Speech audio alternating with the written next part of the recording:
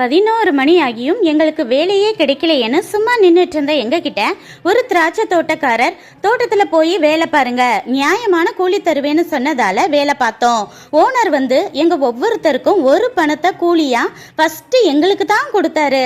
இதை பார்த்துக்கிட்டே இருந்த காலையில இருந்து வேலை பார்த்தவங்க தங்களுக்கு அதிக சம்பளம் கிடைக்கும்னு நினைச்சாங்க.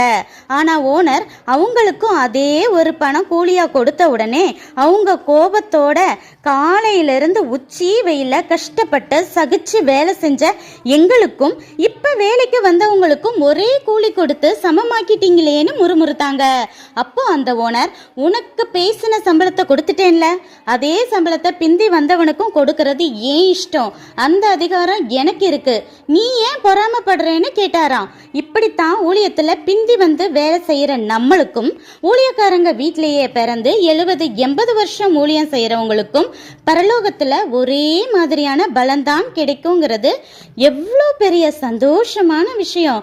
உலக தோற்றம் முதல் இப்போ வரைக்கும் இருக்கும் காலத்தை 12 மணி நேரமாக பிரித்தால் இப்போ நாம் 11 மணி நேரத்தில் இருக்கிறோம்.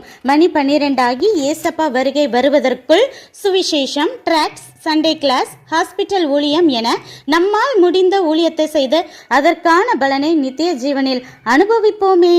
நன்றி.